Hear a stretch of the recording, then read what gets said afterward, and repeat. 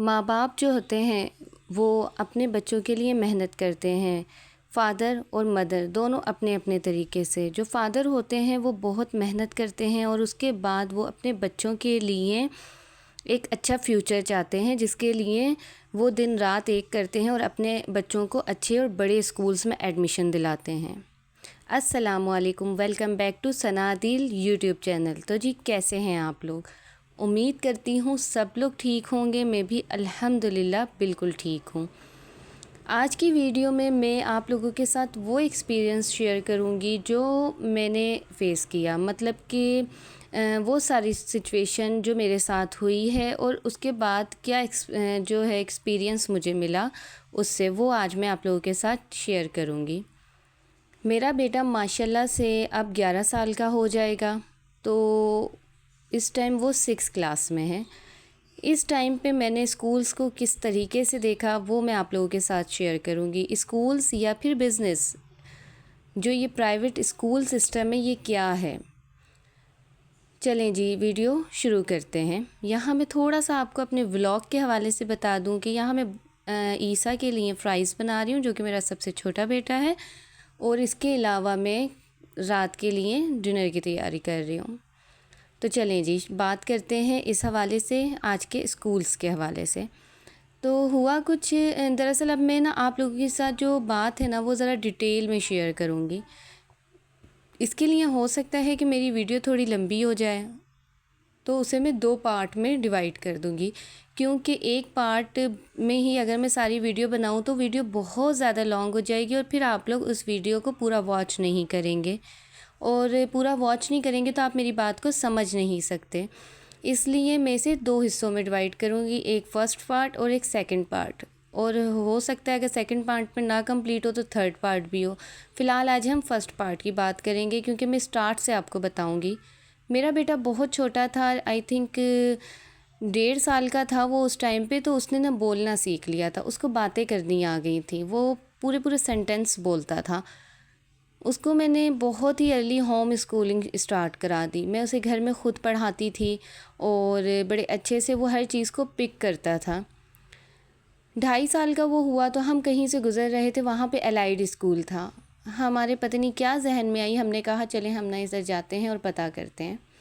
जब हम वहाँ पर गए, हालांकि वहाँ फ़ंक्शन हो रहा था, उनकी प्रिंसिपल उस टाइम जा चुकी थी, लेकिन वहाँ जो टीचर्स थी उनसे हम मिले, उन्होंने हमें स्कूल विज़िट कराया। बहुत ही अच्छा स्कूल, हर तरह से बहुत खूबसूरत स्कूल। टीचर्स जो थी वो पता लग रहा था कि एजुकेटेड टीचर्स हैं, और बड़े अच्छे से वो हमारे साथ बात कर रही थी।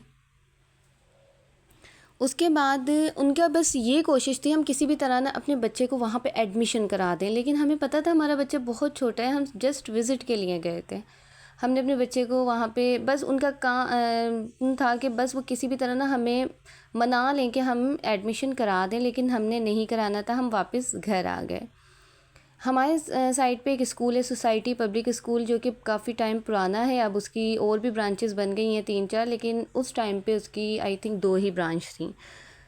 वहाँ पे जब हम गए तो हमें वो स्कूल अच्छा लगा, और मेरे हस्बैंड का माइंड था हम अपने बेटे को वहीं पे एडमिशन कराएंगे। उस स्कूल का रूल ये है कि वो 3.5 से 4.5 साल का बच्चा लेते हैं, उससे कम एज का वो नहीं लेते और ना ही उससे ज़्यादा एज का। तो जिस टाइम मार्च में जब उनके टेस्ट स्टार्ट हुए थे, क्योंकि उनके जो था ना एंट्री टेस्ट मार्च में ही होता है, उसके बाद नहीं हो सकता, फिर नेक्स्ट ईयर आना पड़ता है। हम वहाँ पे गए तो उस टाइम मेरे बेटे की एज थी 3 साल और 4 माह। तो उस टाइम उन्होंने मना कर दिया, उन्होंने कहा अभी आपका बेटा 3.5 साल का नहीं है। हमने कहा कोई नहीं, 2 माह बाद हो जाएगा, इतना ज़्यादा गैप नहीं है। उन्होंने कहा नहीं, फिर भी आपके बेटे का एडमिशन नहीं हो सकता, आप नेक्स्ट ईयर आ जाएं, जब तक आप इसे किसी और स्कूल में एडमिशन करा दें। अच्छा जी, फिर उसके बाद हमने उनसे काफ़ी बात की, उनके प्रिंसिपल से भी मिले, लेकिन उन्होंने नहीं माना। हम वापस घर आ गए। फिर हमने बहुत सर्च किया कि हम इसे कहाँ एडमिशन कराएं, क्योंकि बहुत अच्छी टेस्ट की तैयारी भी करनी थी। अच्छा, मेरे बेटे को इतना आता था कि अगर वो उस टाइम भी टेस्ट देता तो इंशाल्लाह क्लियर कर लेता, लेकिन उन लोगों ने जब एडमिशन नहीं करा, हम फिर दूसरे स्कूल हमने विज़िट किए। अब हमारा था कि हम किसी अच्छे स्कूल में इसको एडमिशन कराएं। पहला बेटा था तो उस वक्त जो है ना, आपको पता है कि पहले जब बच्चा होता है तो उस वक्त हम लोग बहुत ज़्यादा एक्साइटेड भी होते हैं। मेरी नंद की एक फ्रेंड, उसके बच्चे पढ़ते थे दी स्मार्ट स्कूल में। हम वहाँ पर गए, हमने वहाँ जाकर बात करी। अच्छा जी, हमें वो स्कूल पसंद आया, हमने स्कूल विज़िट करा, क्लासेस अच्छी थी, हर कुछ अच्छा था। हमने बच्चे को वहाँ पे एडमिशन करा दिया। अच्छा जी, स्कूल बहुत अच्छा, सब कुछ मतलब कि कोई हमें प्रॉब्लम नहीं हुई, कुछ नहीं हुआ। मेरे बेटे ने प्ले ग्रुप पढ़ी, फिर उसके बाद नर्सरी में वो गया, फिर उसके बाद प्रेप में गया। इसी टाइम पे मैंने अपने दूसरे बेटे का भी एडमिशन दी स्मार्ट स्कूल में करा दिया। वहाँ का स्टाफ बहुत कोऑपरेटिव था, हर तरह से बहुत अच्छा। फ़ीस वहाँ की ज़ाहिर सी बात है जिस तरह की बड़े स्कूल्स की होती है इसी तरह से थी। और लेकिन प्रॉब्लम कहाँ पे स्टार्ट हुई, जब कोविड आया। कोविड के टाइम पे आप सब लोगों को ही पता होगा कि कोविड के टाइम पे हर स्कूल में पढ़ाई डिस्टर्ब हुई, लेकिन इस स्कूल में बहुत ज़्यादा डिस्टर्ब हुई, बहुत ही ज़्यादा। मतलब कि उन लोगों ने बच्चों को बिल्कुल फ्री छोड़ दिया। वो बच्चों को पढ़ाते ही नहीं थे, ना ही वो किसी बुक्स के ज़रिए, नोट्स के ज़रिए, ना कोई ऑनलाइन क्लासेस, ना कुछ भी नहीं। मतलब कि बच्चा बिल्कुल फ्री है और बच्चे के सर पे कोई बर्डन नहीं है कि हमने पढ़ना है। मैं उनसे कहती कि आप इन्हें मंथली बेस पे काम दे दिया करें, हम मंथ में करवाएं और उसके बाद आपको चेक करवा दें। बच्चे को पता होगा कि हमने काम करना है, हमने पढ़ना है। लेकिन उनका बस एक ही कहना होता था कि नहीं, ये पॉसिबल नहीं है, हमें हेड ऑफ़िस की तरफ से परमिशन नहीं है, हमें हेड ऑफ़िस की तरफ से परमिशन नहीं है, हमें यही ऑर्डर्स मिले हैं कि हम बच्चे को ना दें। इस तरह वैसे भी बच्चे का क्या पढ़ने का फ़ायदा। मैंने कहा इस तरह तो बच्चा बिल्कुल फ्री है, उसका तो और ज़्यादा नुकसान हो रहा है। लेकिन वो किसी भी तरह नहीं मानते थे। लेकिन हर महीने फ़ीस के लिए मैसेज लाजमी आता था। हर महीने उनका ये कहना होता था कि आप फ़ीस पे कर दें, आप फ़ीस पे कर दें, आप लोग पे करेंगे तो हम टीचर्स को पे करेंगे, हम रेंट देंगे, हम बिजली के बिल्स देंगे। उनका बस यही कहना होता था। लेकिन मैं कहती थी जब हमारा बच्चा पढ़ ही नहीं रहा तो हम किस चीज़ की फ़ीस दें, आप कुछ तो कराएं, हमें पता तो हमारा बच्चा कुछ कर रहा है, ऑनलाइन ही सही, बुक्स के ज़रिए, नोट्स के ज़रिए, मंथली नोट्स दे दें। लेकिन वो नहीं देते थे। हमने उनसे काफ़ी बात करी, काफ़ी कुछ करा। अच्छा, यहाँ पे स्मार्ट स्कूल में मुझे एक चीज़ भी और भी समझ नहीं आती थी। इनका एक पैकेज होता था, मतलब कि हमें ना पूरी बुक्स पूरे जो होती थी ना पूरे साल की लेनी पड़ती थी। उसमें टर्म 1 और टर्म 2 दोनों होते थे। अब आपकी चाहे नोट्स बुक्स फुल हों चाहे ना हो, नेक्स्ट टर्म में आपकी न्यू लगेंगी। इवन कि डायरी भी आपकी न्यू लगेगी। फर्स्ट टर्म की डायरी आप सेकंड टर्म में नहीं यूज़ कर सकते, चाहे वो बिल्कुल ही खाली हो, उसमें जो है जगह हो। फिर भी हमने नेक्स्ट टर्म में हमें दूसरी ही स्टार्ट करनी है। पूरा का पूरा हमें बंडल लेना ही पड़ता था।